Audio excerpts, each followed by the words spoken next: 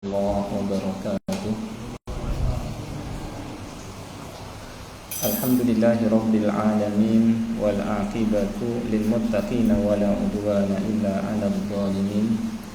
أشهد أن لا إله إلا الله إياه نعبد وإياه نستعين وأشهد أن محمدا رسول الله صادق الوعد الأمين. Allahumma salli wa sallim ala nabiyyina Muhammad wa ala alihi wa sahbihi ajma'in, amma ba'd. Pertama kita panjatkan puja dan puji syukur kehadirat Allah Subhanahu wa taala yang terus melimpahkan kepada kita semua nikmat-nikmatnya, terutama adalah nikmat Islam, demikian pula nikmat taufik. Dimudahkan kita oleh Allah Subhanahu wa taala untuk dapat menjalankan ajaran agamanya, yang diantaranya adalah salat maghrib berjamaah, dan kemudian kita menyempatkan hadir di majelis ilmu atau majelis ta'lim. Salawat dan salam tidak lupa kita sampaikan kepada Nabi kita Nabi Muhammad sallallahu alaihi wasallam, kepada keluarganya, para sahabatnya, dan orang-orang yang mengikutinya hingga hari kiamat. Masih melanjutkan pertemuan sebelumnya terkait dengan yakni peristiwa yang akan terjadi pada hari kiamat, di mana kita sudah pelajari terkait dengan yakni sebagian yang akan terjadi pada hari kiamat, seperti dari mulai dikumpulkan manusia di padang mahsyar, tempat yang datar, tempat yang rata, tidak ada tempat tinggi, tidak ada tempat rendah, tidak ada gunung, tidak ada perbukitan, dan tidak ada lembah. Datar, rata, sehingga tidak ada seorang pun yang dapat berlindung atau bersembunyi, ya. Kemudian setelah dikumpulkan, maka manusia didekatkan kepada mereka matahari, jaraknya 1 mil, ya. 1 mil kalau ada 2 tafsir, ya. Kalau tafsir pertama 1 mil itu ukuran jarak 1,5 kilo, 1608 meter, ya. Kalau sekarang berkilo-kilo atau bermil-mil, itu kita sudah merasakan panas, apalagi kalau cuma 1,5 kilo, maka kayak apa panasnya. Dan yang melindungi kita dari panas tersebut adalah amal soleh kita. Semakin banyak amal soleh yang kita kerjakan, maka semakin terlindungi. Sehingga keadaan manusia ada yang berkeringat semuanya, ada yang keringatnya sampai semata kaki, ada yang keringatnya sampai selutut, ada yang keringatnya sampai sepinggang, dan ada yang dibanjiri oleh keringatnya, dan seterusnya, ya. Kemudian di sana ada 7 golongan orang yang dinaungi oleh Allah Subhanahu wa taala. Jadi Allah Subhanahu wa taala adakan naungan, ya, sehingga mereka tidak kepanasan.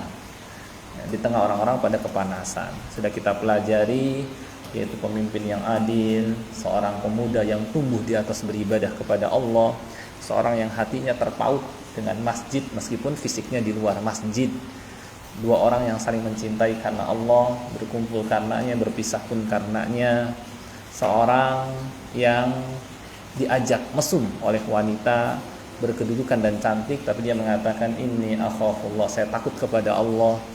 Seorang yang bersedekah sampai-sampai diibaratkan tangan kirinya tidak mengetahui matung fiku yaminu, apa yang diinfakkan oleh tangan kanannya. Dan seorang yang ketika sepi, baik siang atau malam, dia ingat akan dosa-dosanya, kemudian dia khawatir kalau dia dihukum karena dosanya itu, kemudian dia menangis karena takut kepada Allah. Nah, inilah 7 golongan orang yang mendapatkan naungan Allah Subhanahu wa taala, sehingga enggak kepanasan. Tinggal kita ngacak diri kita, mana yang kira-kira kita bisa masuk di dalamnya, ya. Kemudian setelah dikumpulkan, maka mulailah diselesaikan penderitaan manusia. Setelah ada syafaat dari Nabi Sallallahu Alaihi Wasallam, matahari kemudian diangkat, dipadukan dengan bulan, dan kemudian dijatuhkan ke dalam neraka untuk menambah panasnya neraka, dan suasana pun gelap. Dan kemudian Allah Subhanahu Wa Taala datang kepada manusia. Demikian pula para malaikat datang sambil baris berbaris, sebagaimana firman Allah Ta'ala, wa jaa rabbuka wal malaku saffan saffa. Dan Allah datang, demikian pula para malaikat juga datang sambil baris berbaris, ya. Ketika Allah datang, maka suasana padang mahsyar yang sebelumnya gelap menjadi terang benderang. terang karena cahaya Allah Subhanahu wa taala. Maka mulailah proses hisab, ya, pemeriksaan terhadap amal, ya. Dan amalan yang pertama kali dihisab adalah salat. Fa in saluhat saluha sa'iru amalihi wa in fasadat fasada sa'iru amalihi. Ketika salat kita bagus, maka amal yang lain akan ikut bagus, tetapi ketika salatnya buruk, maka amal yang lain juga ikut akan buruk. Itu kalau terkait antara seseorang dengan Allah, maka salat yang pertama kali diadili. Kalau yang terkait antara hamba sesama hamba, maka yang pertama kali diadili adalah masalah ad-dima atau masalah darah, pembunuhan. Itu yang pertama kali diadili. Selesai hisab, maka untuk membuktikan keadilan Allah Subhanahu wa taala, maka disiapkanlah timbangan. Kata Allah, "Wa nadha'ul mawazinal qista yaumal qiyamah." Dan kami siapkan timbangan yang adil pada hari kiamat, ya. Di ayat lain Allah berfirman, "Faman thaqulat mawazinuhu faulaika humul muflihun." Siapa yang lebih berat timbangan kebaikannya, maka merekalah orang-orang yang beruntung, ya. Kemudian di surah Al-Qariyah Allah Subhanahu wa taala berfirman, "Fa amma man thaqulat mawazinuhu." Adapun orang yang lebih berat timbangan kebaikannya, fahuwa fi 'isyatir radiyah, maka dia berada dalam kehidupan yang memuaskan, ya, akan masuk ke dalam surga. Tinggal kita fikirkan atau kita perhatikan apa amal yang kira-kira memberatkan timbangan. Dan sudah kita pelajari pada pertemuan sebelumnya bahwa di antara amalan yang memberatkan timbangan adalah akhlak yang mulia. Kata Nabi sallallahu alaihi wasallam, "Ma min syai'in athqalu fil mizani min husnil khuluq." Tidak ada sesuatu yang lebih memberatkan timbangan daripada akhlak yang baik. Maksudnya apa? Ya, terkadang amal kita kurang. Ya, kita cuma mungkin mengerjakan yang wajib-wajib saja, salat sunnah kadang-kadang. Ya, puasa yang wajib aja, puasa sunnah kadang-kadang. Ya, kemudian zikir juga kadang ditinggalin, kadang dikerjakan. Al-Quran sering gak khotam, dan banyak kekurangan kita lainnya. Maka jangan sampai yang kurang ini ditambah akhlaknya jelek, ya, jangan sampai, ya. Maka harus ada istilahnya penyeimbang, ya, supaya nggak penuh dengan kekurangan kitanya. Di antaranya adalah akhlak yang mulia. Yang kata Nabi SAW, tidak ada sesuatu yang lebih memberatkan timbangan daripada akhlak yang mulia. Dalam hadis lain Rasulullah SAW bersabda, "Innal abda la yablughu darajatas shaim al-qaim wa innahu la dha'ifu bi husni khuluqihi wa huwa dhaiful ibadah." Sesungguhnya seorang hamba karena akhlaknya yang mulia, dia mengimbangi orang yang rajin sholat dan rajin puasa, ya, karena akhlaknya yang mulia, padahal dia lemah ibadahnya. Ya. Apa contoh akhlak yang mulia? Banyak, ya. Baik akhlak kepada Allah, akhlak kepada manusia, maupun akhlak kepada, ya, hewan atau makhluk lainnya. Ya, pokoknya secara nakal dan akal, secara agama dan akal, bahwa itu adalah akhlak yang mulia, dan kita sudah mengetahuinya insyaallah, ya, apa saja akhlak yang mulia. Jadi mulai berkata jujur, menunaikan amanah, ya, menepati janji, berbakti kepada orang tua, berbuat baik kepada orang lain, tidak bakhil, ya, dan sebagainya. Itu, ya. Kemudian termasuk juga yang terkadang kita remehkan, termasuk akhlak yang mulia di dalam hadis, "Ana wa kafilul yatimi fil jannati hakaza." Ya, saya dan yang nyantunin anak yatim itu di surga seperti ini jaraknya antara jari telunjuk dengan jari tengah, dekat sama Nabi SAW. Di dalam hadis lain Rasulullah SAW bersabda, "As-sa'i 'alal armalati wal miskin kal qa'im alladhi la yaftur wa kas-sha'im alladhi la yuftir." Hadis sahih riwayat Bukhari. Orang yang menyantuni, ya, janda dan orang miskin, ya, dia nanggung beban mereka, itu seperti orang yang qiyamul lail nggak berhenti, ya. Dan seperti orang yang yang puasa nggak buka-buka tiap hari puasa, ya, dia nanggung, ya, banyak, ya. orang-orang yang kekurangan, tapi dia yang menanggung, menutupi, gitu ya. Nah, banyak jalannya dengan kita ya memberikan santunan kepada orang-orang miskin, ya, kemudian anak yatim, janda dan lain sebagainya. Ya, kita santuni itu mengimbangi orang yang tiap hari puasa, mengimbangi orang yang tiap malam sholat malam, gitu ya. Maka ini diantara contoh ya, akhlak itu bisa apa? Meninggikan kedudukan seseorang, mengimbangi orang yang rajin ibadah. Gitu. Nah itu diantara yang memberatkan timbangan. Kemudian yang memberatkan timbangan lainnya adalah zikrullah, ya, ingat sama Allah. Ya, kata Nabi SAW, ya, kalimatani habibatani ila rahman, thaqilatani fil mizan, habibatani ila rahman, subhanallahi wa bihamdi subhanallahil azim. Ya, dua kalimat yang ringan di lisan. Ringan karena nggak gerakin tangan, nggak gerakin kaki, nggak banyak bergerak, cuma gerakin sesuatu yang paling ringan digerakkan, yaitu lisan. Habibatani ila rahman, dicintai Allah ar-Rahman, ya. Thaqilatani fil mizan, tapi memberatkan timbangan, yaitu subhanallahi wa bihamdi subhanallahil azim. Lagi santai, subhanallahi wa bihamdi subhanallahil azim. Ini masuknya ke dalam zikir mutlak yang dibaca kapan saja, di mana saja, selama bukan atau tidak bertepatan dengan zikir muqayyad yang sudah ada bacaannya khusus dari Nabi SAW. Jadi tidak dibaca ketika kita mau keluar rumah, subhanallah bihamdi subhanallahil azim, tidak. Karena ketika keluar rumah ada bacaannya, bismillahirrahmanirrahim, 'alallah wala haula wala quwwata illa billah. Ya. Ketika yang ada bacanya tertentu, itulah yang dibaca. Nah, di luar itu masuknya ke dalam mutlak, silahkan dibaca kapan dan di mana saja. Nah, itu.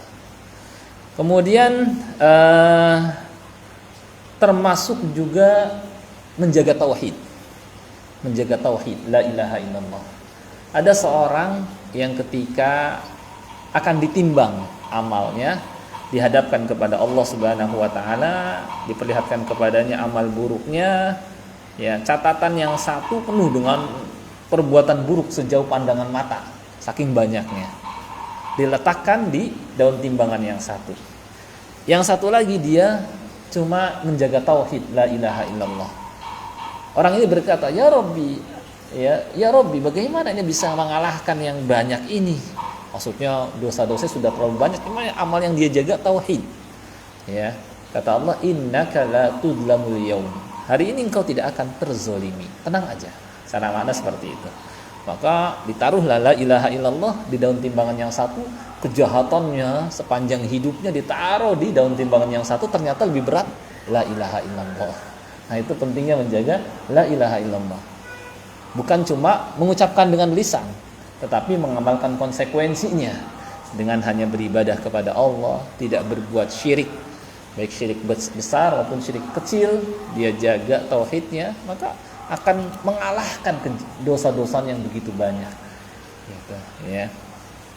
Bahkan dalam hadis Allah Subhanahu wa taala berfirman dalam hadis qudsi, "Ya ibna Adam, innaka law ataitani biqurabil minal ardi khataya, ya, wala tusyriku bi syai'a ataituka biqurabin minal maghfirah atau kama qala jalla wa ala." Jadi, wahai anak Adam, kalau seandainya engkau datang kepadaku dengan dosa sepenuh bumi atau setinggi langit, ya, kemudian engkau tidak berbuat syirik kepadaku, aku akan siapkan juga ampunan untukmu, ya, sepenuh bumi atau setinggi langit. Ya, saking besarnya keutamaan tauhid. Ya, itu. Baik. Itu di antara hal-hal yang memberatkan timbangan, ya, termasuk baca Al-Quran, ya, dan zikir-zikir lainnya, ucapan istighfar. Dalam hadis, tuba liman wajada fi sahifatihi istighfaran katsira. Sungguh bahagia orang yang menemukan dalam catatan amalnya banyak kalimat istighfar. Ya, astagfirullah wa atubu ilaih, astagfirullah wa atubu ilaih, astagfirullah wa atubu ilaih. Rasulullah SAW dalam sehari sampai 100 kali. Ya, ini ketika senggang. Padahal beliau sudah diampuni dosa-dosa yang telah lalu dan akan datang. Ya, kita tentu lebih butuh karena kita nggak jelas, ya, gitu. diampuni enggak dosa-dosa kita. Baik, setelah mizan selesai, ya maka tinggallah yang berikutnya mizan sirata, ya dibentangkan, ya dibentangkan jembatan di atas neraka jahanam, ya yang jembatan ini ya di dalam hadis Abu Sa'id Al-Khudri, ya keadaannya lebih halus daripada rambut, ya lebih tipis daripada rambut, lebih tajam daripada pedang, ya jadi tipis banget. Yang mana kalau ngandalkan kemampuan kita dengan jembatannya yang panjang nggak bakal bisa ngelewatin, ya jangankan seutas rambut, ya setali tambang aja kita ngelewatin panjang nggak ada pegangan bisa kita ngelewatin, nggak bisa apalagi cuma seutas rambut, lebih tipis daripada rambut, ya tentu kita nggak bisa melewati. Ya lalu dengan cara apa kita bisa melewatinya? Dengan amal soleh juga sama, ya dengan amal soleh. Semakin banyak amal solehnya, ya maka semakin cepat melintasinya. Maka ketika itu manusia ada yang melintasinya secepat kilat. Mungkin itu para nabi, ya para nabi saja ketika di sisi jembatan mengatakan Allahumma salim, ya Allah selamatkan saya, ya Allah selamatkan saya, gitu ya. Maka ada yang secepat kilat, ya. Ada juga yang seperti angin berhembus, ya cepat juga. Ada juga yang seperti orang naik kendaraan kuda misalnya. Ada juga yang seperti orang berlari. Dan ada juga yang seperti orang berjalan kaki, yang berjalan kaki, ya karena amalnya kurang, ya. Dan yang ada juga yang sampai merangkak, dan ada juga yang bergelantungan, dan banyak yang berjatuhan. Dan ini sudah ketetapan Allah, kita semua pasti dan harus melintasinya. Kata Allah Subhanahu wa taala, wa in minkum illa wariduha kana ala rabbika hatman maqdiya. Tidak ada di antara kalian kecuali harus melintasinya. Itu sudah ketetapan Allah. Allah sudah tetapkan harus melintasi, gitu ya. Sedangkan di sisi-sisi neraka itu ada jeruji besi seperti duri pohon sa'dan. Kata Nabi SAW, yang buahnya itu banyak duri-durinya yang nyambar orang yang melintasi sirata, ya. Baru lewat sebentar udah disambar. Nah itu ya. Nah ini keadaan ketika melintasi sirata, dan kita semua akan melintasinya, ya. Kemudian kalau orang jatuh, ya jatuh dari tepi neraka, atas neraka sampai ke dasarnya, karena dalam dan besarnya neraka itu setelah melalui lama 70 tahun, ya. Kita belum, ya maksudnya kayak seperti saya belum, maksudnya terasa ya 40 tahun aja kayaknya lama sekali, apalagi 70 tahun, ya. Lama sekali. Kapan sampai ini ke dasarnya? Itu saking dalamnya neraka, ya.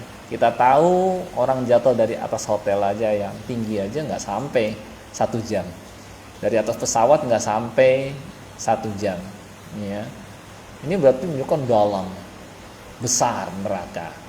Tetapi meskipun besar, jika dibandingkan surga jauh lebih besar, ya. Karena kata Allah, wasari'u ila maghfiratin min rabbikum wa jannatin 'arduhas samawati wal ardh. Bersegeralah kalian kepada ampunan Allah dan surga yang luasnya seluas langit dan bumi.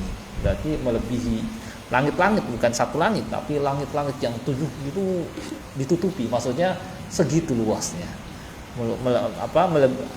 Yang seluasnya seluas langit-langit dan bumi. Mu'iddat lil muttaqin, yang disediakan untuk orang-orang yang bertakwa. Ya. Nah neraka ya kalau dibandingkan dengan surga yang luas tadi ya sebenarnya jauh, Ya, tapi meskipun kalah besar dengan surga, tapi besar juga karena bisa nampung manusia dan jin dari sejak zaman dulu sampai hari kiamat. Ya. Nah, karena kita kemarin itu kita inginnya bahas neraka dulu ya, baru setelah itu surga, supaya kita akhirnya adalah surga. Jadi jangan bahas surga dulu, malah nantinya neraka gitu, sambil berharap ya semoga Allah Subhanahu wa taala menjadikan kita semua sebagai min ahlil jannah. Amin. Ya. Cuma setelah melewati sirat ada lagi ujian lagi. Yang selamat ini, kalau yang enggak selamat udah pada berjatuhan ya ke dalam neraka. Ya itu. Nah, sekarang yang berhasil lewat ya. Kalau yang berhasil lewat pun nggak bisa langsung masuk ke dalam surga. Di antara tempat setelah melewati sirat ada lagi nanti ke surga sebuah jembatan. Ya, istilahnya jembatan kontoroh ya, yang ada antara neraka ke surga gitu ya. Kata Nabi sallallahu alaihi wasallam, "Idza khalasal mu'minuna minan nar." Ketika orang-orang beriman telah lolos dari neraka. Itu udah istilahnya kesuksesan besar, tapi ada lagi ya, cobaan bertubi-tubi.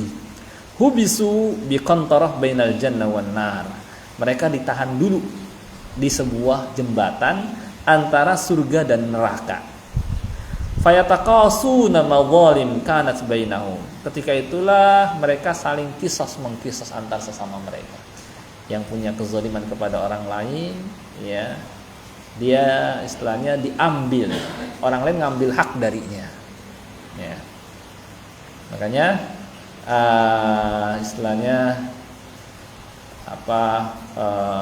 semuanya sampai nggak ada, supaya masuk ke dalam surga dalam keadaan bersih. Nggak ada yang masih nanggung kezoliman kepada orang lain, maka saling kisos mengkisos ya. Hatta idza nuku, sampai ketika mereka telah betul-betul bersih, sudah istilahnya dihukumlah terhadap kesalahan dan dosa ya. Udina lahum wa hudibu, dan dibersihkan. Udina lahum bidukhulil jannah, maka diizinkanlah bagi mereka masuk ke dalam surga.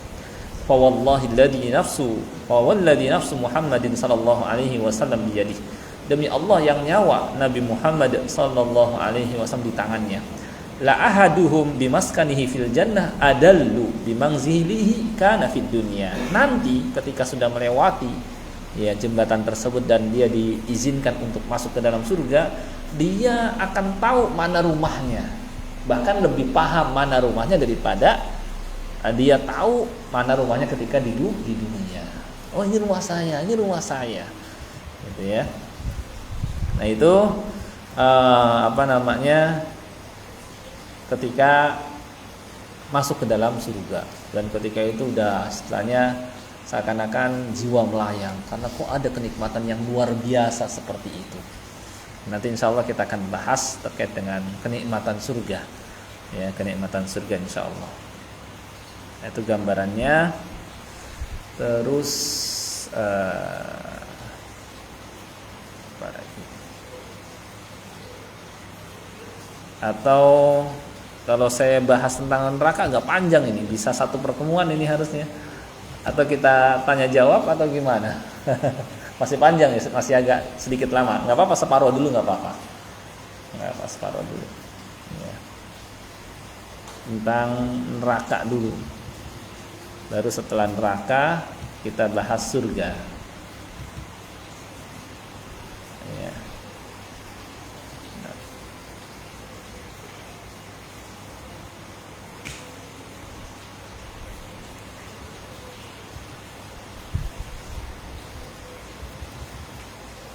Baik, ada banyak ayat ya dan hadis menyebutkan tentang neraka jahanam. Ya. Di antara surah Al-Fajr, ya, Allah Subhanahu wa taala berfirman, "Waji'a yauma idin bi jahannam Yauma idzi yatadzakkarul insanu wa anna lahu dzikra.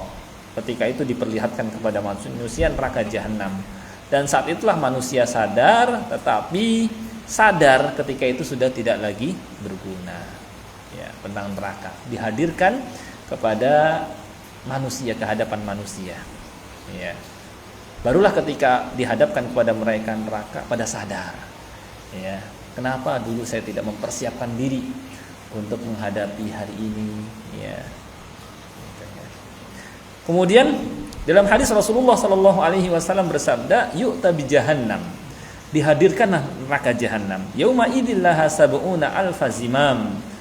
Ketika itu neraka jahanam memiliki 70.000 tali untuk menariknya.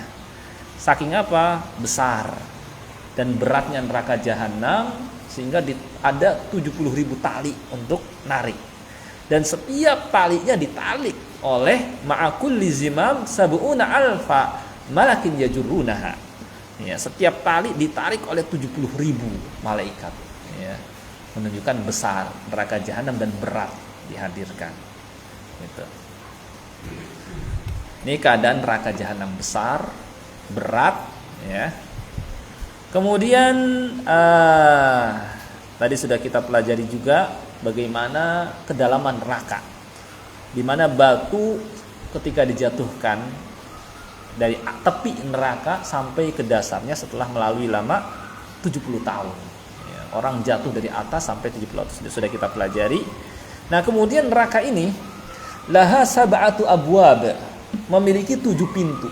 Ya. Kalau surga berapa pintu? 8. Ya. Kalau neraka 7 pintu. Ya. Di mana likulli babim minhum juz'um maqsum. Setiap pintunya sudah disiapkan untuk golongan tertentu. Ya. Dan innaha alaihim muqsadah, ya. Pintunya ditutup rapat untuk orang-orang kafir. Dan apinya diberikan kekuatan 69 kali api di dunia. Kita tahu api di dunia sudah dapat mendidihkan air, sudah dapat meleburkan besi. Lalu bagaimana ketika api tersebut diberikan kekuatan sampai 69 kali di dunia? Ya, gimana enggak membuat cepat meleleh, enggak membuat cepat mendidih air, ya. Dan Allah Subhanahu wa taala Maha Adil. Ya. Dia menghukum dengan azabnya mereka yang berhak dihukum dengan neraka tersebut, dengan azab neraka, ya. Di mana neraka ini waquduhan nas wal hijarah, bahan bakarnya adalah manusia dan batu, ya. Bahan bakarnya manusia dan batu. Kalau kompor gas bahan bakarnya gas, kalau kompor minyak bahan bakarnya minyak. Nah, ini neraka bahan bakarnya kita bisa, ya, waliyadzubillah, ya, manusia dan batu, ya. Ada yang menafsirkan batu di sini betul-betul batu hijarah, dan ada juga yang menafsirkan batu di sini asnam, yakni patung-patung. Itu juga termasuk bahan bakar api neraka, ya. Di mana penghuninya, kata Allah Subhanahu wa taala, la yadzuquna fiha bardan wala syaraba. Tidak merasakan kesejukan di luarnya. Kenapa? Karena diliputi oleh api. Depan, belakang, atas, bawah, kanan, kiri api. Ya. Sehingga luarnya panas dan dalamnya pun panas. Kenapa? Karena ketika haus tidak dikasih yang menyejukkan perutnya. Illa hamimau wa gosako, ya. Ketika kehausan karena diliputi oleh api depan, belakang, atas, bawah, kanan, kiri, pastinya kepanasan, ingin minum. Ternyata pilihannya cuma 2, yaitu illa hamima. Hamim, air yang sangat panas sekali. Wa gosako, ya, ini nanah. Pilihannya cuma 2. Mau minum cuma itu fakot ta'am di ayat lain, membuat pada putus ususnya di dalam karena saking panasnya, ya. Kemudian pilihan yang kedua gosak, nanah ya, bekas apa yang mengalir dari kulit-kulit penghuni neraka. Ya kita lihat nanah pasti menjijikan. Nggak ada pilihan, habis cuma itu doang. Ya, atau dalam ayat lain apa dia yughatsu bima ingkal muhl. Mereka akan dikasih minuman dengan cairan tembaga, cairan timah, yang membuat yashwil wujuh, pada apa meleleh, pada lepas kulit-kulitnya, kulit mukanya. Cuma itu minumannya, nggak ada pilihan lain, ya, nggak ada air putih, gitu. Cuma itu aja, ya. Nah, itu. Dan apa tadi sudah saya sampaikan, ya Allah Subhanahu Wa Taala Maha Adil. Dia mengetahui siapa yang berhak mendapatkan siksa neraka. Ya. Banyak orang-orang juga yang kubur sudah cukup buat dia sehingga dia nggak lagi masuk ke dalam neraka karena disiksa di kubur. Ada juga yang diberikan cobaan dan musibah di dunia sehingga dia nggak lagi disiksa di kubur. Jadi orang ketika kena musibah di dunia, kita jangan bersuudzon kepadanya. Karena dia begini, karena begitu. Boleh jadi dengan musibah yang Allah Subhanahu wa taala berikan kepadanya menjadi bersih dia dari dosa-dosa sehingga ketika dikubur jadi istirahat. Kalau sudah diistirahat di kubur, maka setelahnya lebih istirahat lagi. Ya, sehingga dia nggak dimasukkan lagi ke dalam neraka. Karena sebagaimana diterangkan oleh ulama, ada banyak penghalang seorang masuk ke dalam neraka. Ya, di antaranya ya, musibah yang diperolehnya ketika di dunia. Ya, ada orang ketabrak, itu bisa jadi penghapus dosanya sehingga dia nggak jadi masuk, nggak diazab di kubur dan nggak diazab di neraka. Ya. Kemudian mendapatkan istighfar dari orang-orang beriman untuknya. Orang-orang beriman mintakan ampunan untuknya. Ya Allahumma ighfir lahum warhamhum wa'afihim wa'fu anhum, mendoakan. Allah kemudian menerima, mengabulkan doanya. Dia pun kemudian diampuni. Ya. Kemudian juga iqamatul hudud, ya, penegakan hukuman hudud itu juga sama.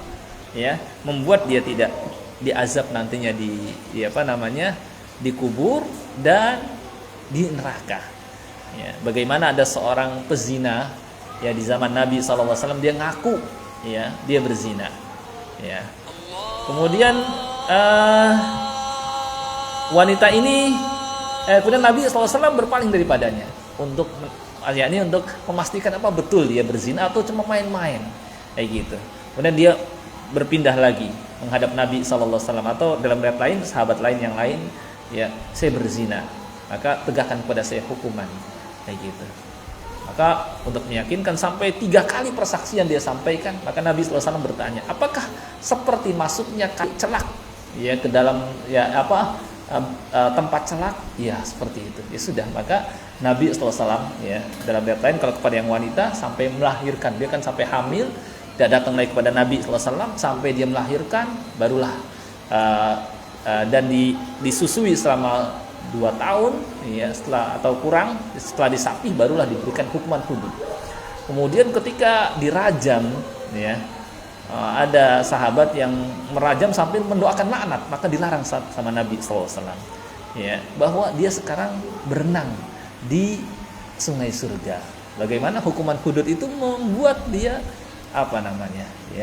penghalang dari disiksa di kubur dan dari disiksa di neraka. Gitu. Jadi termasuk juga penghalang masuk neraka adalah penegakan hukuman hudud. Kemudian juga amal soleh yang dikerjakan. Kata Allah Subhanahu wa taala, innal hasanat yudhibnas sayyi'at. Sesungguhnya orang yang perbuatan baik dapat menghapuskan perbuatan buruk, ya. Kemudian juga banyak hal-hal yang menjadi penghalang seorang masuk ke dalam neraka. Ya. Nah itu. Jadi kita jangan istilahnya langsung menyatakan bahwa si fulan min ahli an-nar, termasuk penghuni neraka. Ya, karena ada penghalang-penghalang seorang masuk ke dalam neraka. Ya. Makanya kita dilarang memvonis. Ya. Ulama menerangkan bahwa ta'yin menentukan seorang min ahlil jannah atau min ahlin nar sebagai penghuni surga atau penghuni neraka itu pakai dalil. Ya, sebagai penghuni surga harus ada dalilnya. Ya, kayak jelas Abu Bakar, Umar, Utsman, Ali dan 10 orang yang dijamin masuk surga itu jelas gitu ya. Kemudian yang jadi masuk neraka pun harus pakai dalil juga ya, seperti Abu Lahab, ya Abu Jahal, Fir'aun, Qarun, Haman, jelas ayat dan dalilnya. Adapun selainnya ya, kalau yang meninggal di atas kekafiran jelas.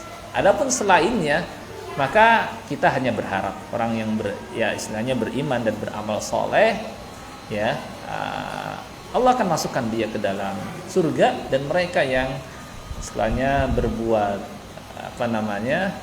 durhaka ya, kita khawatirkan dia masuk ke dalam neraka, tapi tidak kita vonis karena banyak sisi dan banyak penghalang seorang masuk ke dalam neraka ya. Jadi kita tidak boleh memvonis, apalagi kita juga nggak mengetahui keadaan akhir seseorang. Apakah boleh jadi di akhir hayatnya kemudian dia bertaubat kepada Allah Subhanahu wa taala ya. Nah, itu terkait dengan mentakyin ya, memvonis ya. Jadi adapun yang kalau yang ahli surga kan jelas ya, seperti 10 sahabat yang dijamin masuk surga. Nah, kembali ke kita ini termasuk orang-orang yang istilahnya nggak jelas gitu ya. Iya, maka jangan kita istilahnya ketika berjalan merasa diri lebih baik daripada orang lain, kemudian berlaku sombong, merendahkan, jangan.